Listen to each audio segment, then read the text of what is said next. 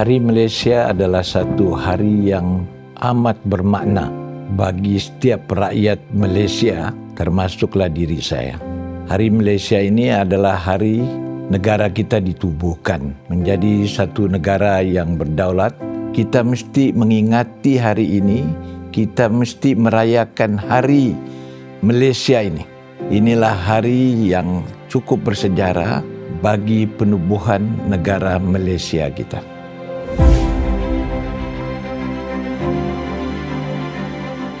Malaysia Day is a day of great historical significance. We didn't join Malaysia, but we, Sabah, formed Malaysia together with Sarawak and the Federation of Malaya. That's what Malaysia Day means to me.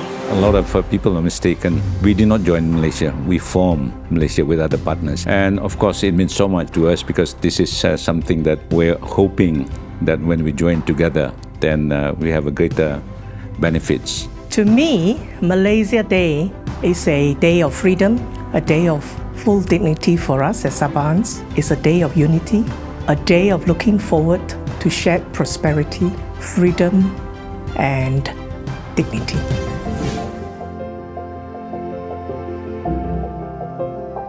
Sabah ini kita ada multi-etnik, lebih kurang 32 dengan sub-etnik dia lebih daripada 160.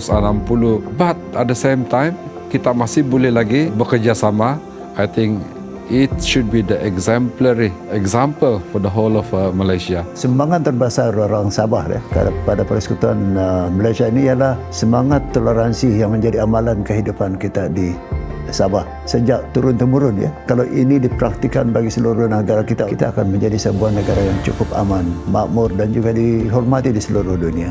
Our biggest contribution, I would say, it's our diversity. The unity in our diversity is something that we can show Malaysia as a whole of how we live. Sumbangan kita adalah satu contoh bagaimana orang Sabah berbilang kaum begitu ramai, tetapi kita boleh hidup mesra. Negeri Sabah walaupun kita kecil, kita adalah satu negeri yang selalu membanggakan di seluruh dunia maupun di daerah-daerah lain.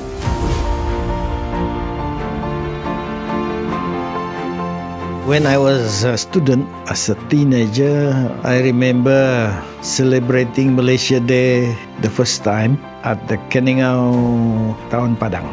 And I remember Tun Mustafa, the chief minister then, arriving in a helicopter. We had to assemble there and sing our new national anthem. 16 September 1963.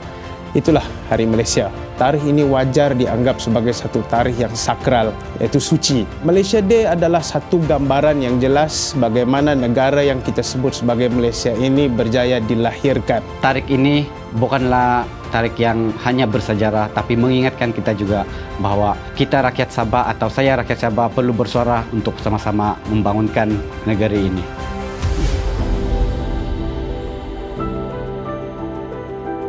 With the acceptance of Sabah as equal partners and the recognition of Sabah's rights, we hope that the true spirit of unity will continue to live in our hearts and guiding us to move forward for a better tomorrow. I want to see a Sabah with more youth coming back, thinking of contributing to our state, to contribute towards the progress, development of a wonderful Sabah.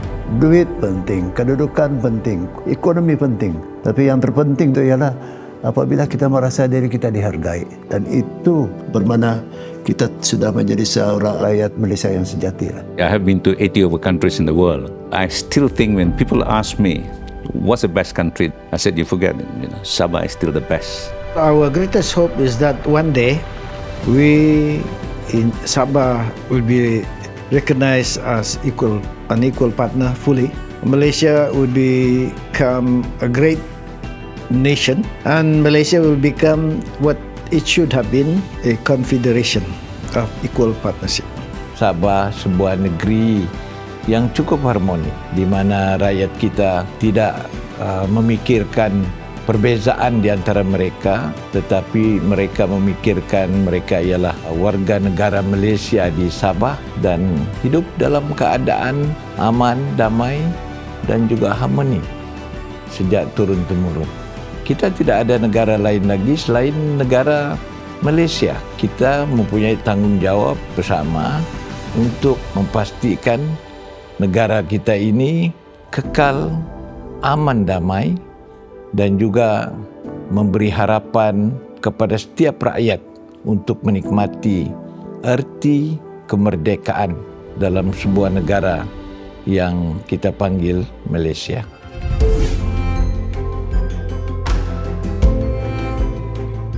Saya ingin mengambil kesempatan ini untuk mengucapkan selamat menyambut Hari Malaysia. Bagi rakyat di Sabah, Hari Malaysia ini adalah satu hari yang cukup bersejarah dan setiap tahun kita raikan bersama-sama. Kita peliharalah hubungan kita dan menyumbang kepada kebaikan dan juga kemakmuran negara kita di masa akan datang.